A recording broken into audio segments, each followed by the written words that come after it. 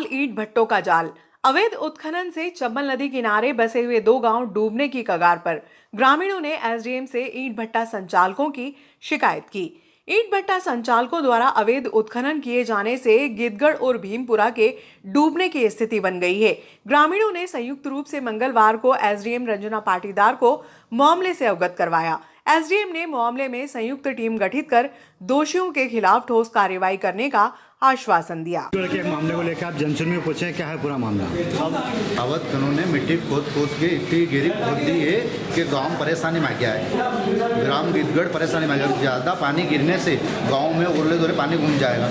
गांव वाले को निकलने की समस्या हो जाएगा बहुत बड़ी। गांव उठ के नहीं जा सकता है। प्रजापतों को खोद के परेशान कर दिया है मिट्टी। और 100 फीट उल्टा गड्ढा कर दिया। बहुत उल्टा गड्ढे कर रही है। 2023 में मतलब इतना पानी आए थे नहीं तो गांव से लोग निकल के बेपुरा लिपायना उधर चला गया, क्योंकि अनाज भी काट के घर में से निकाल के, ऐसा नहीं कि चमन में होकर चला जाए। अब के बारिश नहीं तो बारिश होती नहीं इतनी 2023 में इतनी होती तो गाँव के वापस सबका अनाज 2023 में गाँव खाली करा चला जाते। गाँव खाली करने के निर्देश दिए। अभी 150 या 200 फीट ही दूर रह गया है। मतलब खोदाने वाले 150-200 फीट ही दूर रह गया है। इतनी मिट्टी खोद रहे हैं कि मतलब 500 ट्राली रोज की बिक रही है सीजन में। अभी तो बंद कर रखा है। अभी नोवड़ता से वापस चालू हो जाए। 500 ट्राली रोज बेचते जा रहा है।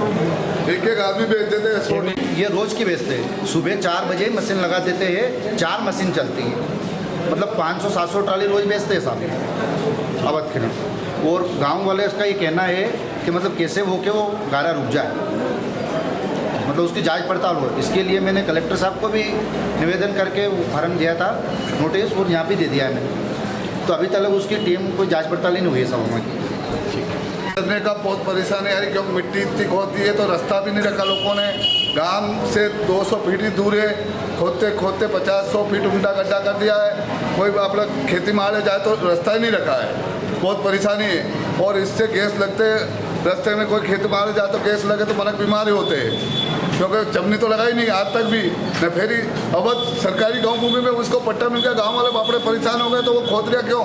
गांव वाले को तो आज तक मतलब परेशानी है, रास्ता नहीं रखा है। गांव वाले गाय बकरी रखे, गरीब आदमी तो क्या चराने के लिए जाएगा? कौन से गांव का मामला है? गिद्धगढ़ में, क्योंकि गाय बकरी रखे तो चरने के लिए क्या जाए? सब तो मिट्टी खोदती, पेड़ पौधा खोदे क्या वहाँ पे? सब पेड़ पौधा खोदते हैं। कितने गहरे गड्ढे खोदे उन्होंने? उन्हें 100 फीट कर दिया क्या? 60 फीट कर दिया क्या? 50 फीट कर दिया क्या? 80 फीट कर दिया। करा बहुत ऊंचे कर दिया। गाय भैंस भी रखने का परेशानी आ गई हमारे को। हमको डराते धमकाते करा के हम ऐसे करवा देंगे, ऐसे करवा देंगे। पैसे तो ऐसा थोड़ी है। सच्चाई सामने आनी चाहिए ना सब। सच्चाई सामने आनी चाहिए। ये प्रजापत लोग डराते हैं फिर आके बात में हमको कि तुम कानून के पास क्यों जाते हो, ऐसा क्यों है, कलेक्टर के पास क्यों गए हो। जवाहर मार्ग पर 20 दिन बाद भी नहीं मिला लीकेज। हजारों लीटर पानी व्यर्थ बहा। जवाहर मार्ग पर एक निजी कंपनी द्वारा नगर पालिका के एक्सपर्ट्स की बिना मदद के खुदाई कर दी गई, जिससे 20 दिन बाद भी नगर पालिका कर्मियों को डिस्ट्रीब्यूशन लाइन का लीकेज नहीं मिल सका।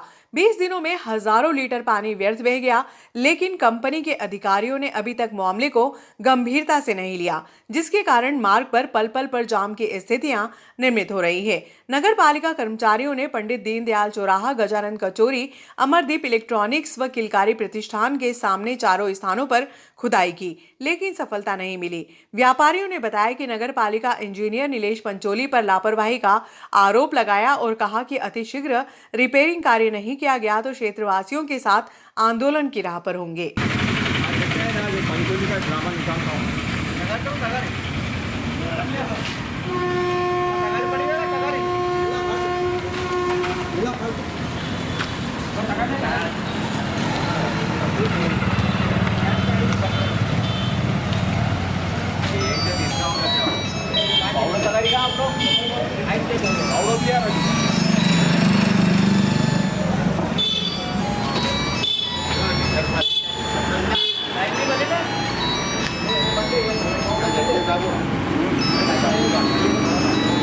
दिनों से जवाहर मार्ग पर खुदाई का काम चल रहा है, अभी तक लीकेज ठीक नहीं हुआ। क्या है पूरा मामला? नगर के व्यस्त मार्ग जवाहर मार्ग पर 25 दिनों से, लगभग 25 दिनों से पानी की लीकेजिंग सुबह शाम दोनों टाइम चल रही है। और सारे नगर पालिका में बैठे जवाबदार अधिकारियों को इस चीज़ से अवगत भी करा दिया गया और वो खुद भी देख के गए हैं। लेकिन इसके पूर्व में जब नगर पालिका में लाइन का पानी का काम सप्लाई देखते थे रईस मोहम्मद, उनके रिटायर्ड होने के बाद इंजीनियर साहब ने बाले कंपनी को अंडरग्राउंड लाइन जो कि काफ़ी दिनों से रोक रखी थी, उसको अंदर बाले देकर और उस पूरे नगर की जो लाइन है जवाहर मार्ग की पूरी जगह जगह से रोड खोद के, पहले तो नगर में जगह जगह गड्ढे और रोड से लोग परेशान हैं। और ये नया काम हुआ, पूरा जवाहर मार्ग खोद के रख दिया गया। आज 20 दिन से ज़्यादा हो गए। इनको नगर पालिका के जो हमारे इंजीनियर साहब हैं, उनको टाइम ही नहीं है कि इस तरह की लीकेजिंग का देख के समय पर 1 या 2 दिन में लीकेजिंग बंद करवाए। आज तक अभी तक लीकेजिंग बंद नहीं हुई है और जगह जगह से रोड खोदी जा रही है। त्यौहार का टाइम है, त्यौहार के टाइम में दिन भर लगा के यहाँ जन्माष्टमी, राखी उत्सव सब हुए, मुहर्रम चालीसा हुए, सब रोड जाम रहा, दिन भर ट्रैफिक बंद रहा, लेकिन किसी भी नगर पालिका के अधिकारियों ने यहाँ आकर अपना जवाबदारी नहीं समझी। और तो और मैंने नगर पालिका अध्यक्ष को भी बताया, नगर पालिका उपाध्यक्ष को रोक के सारे अवगत कराया। नगर पालिका उपाध्यक्ष ने यहाँ तक कहा कि हमारे संज्ञान नहीं है कि कंपनी को इस लाइन खोदने का परमिशन इंजीनियर ने दी है। मछली विक्रेताओं ने मंगलवार को जन सुनवाई में एसडीएम रंजना पाटीदार से गुहार लगाई। मछली विक्रेताओं का कहना है कि नगर पालिका अध्यक्ष संतोष ओपी गहलोत के आश्वासन पर शहर के विभिन्न क्षेत्र में मछली का व्यवसाय करने वाले व्यापारी मछली मार्केट में चले गए, लेकिन गवर्नमेंट कॉलोनी रोड पर राजेश पिता रमेश भोई द्वारा दुकान संचालित की जा रही है। इन्हें भी मछली मार्केट में शिफ्ट किया जाए ताकि अन्य व्यापारियों का व्यापार प्रभावित न हो।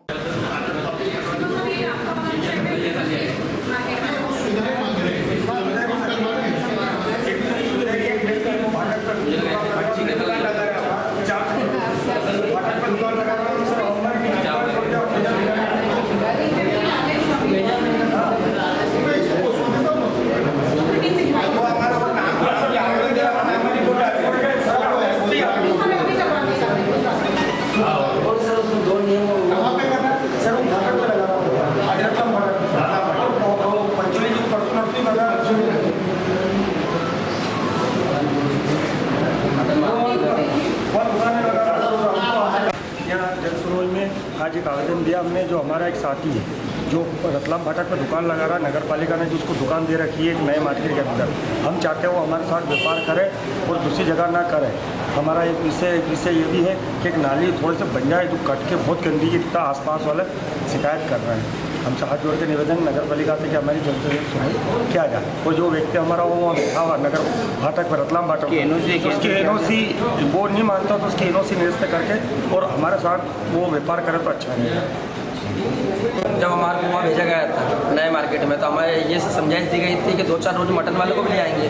हमारा ये कहना है कि उन लोगों से हमारा थोड़ा रोजगार और बढ़ेगा। तो आज हमारे को बैठे को 17 दिन हो गए, अभी तक मटन वाले की कोई सुनवाई नहीं हो रही है। वो आराम से धंधा कर रहे हैं और हमारा धंधा प्रभावित हो रहा है। हमारा हाथ जोड़ के ये निवेदन नगर पालिका से कि नए मटन मार्केट में मटन वालों को शिफ्ट किया जाए।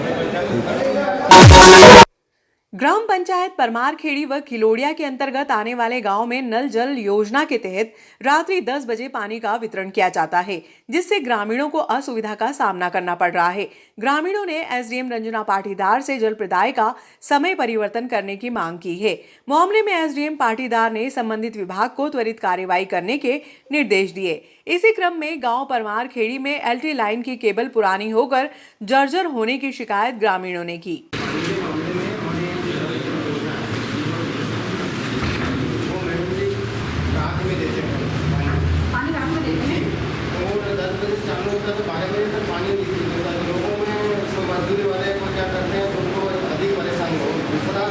पानी बहुत कम दिया जाता है, 10 से 15 मिनट तक दिया जाता है। आपके गाँव की वहाँ पे खिलोड़िया में कम से कम न्यू छोटे बड़े होंगे तो 2000 होती है। परिवर्तन सुबह का करवा दो और इसमें वृद्धि बढ़ा दो, मतलब 20 मिनट 25 मिनट तो पानी आ जाए, टाइम बढ़वाना है, उसको टाइम बढ़वा दो। इसमें नई पानी 13 मिनट ये योजना हैंडओवर हो गई। ये पंचायत पंचायत से कौन आया है? कौन है जनपद से?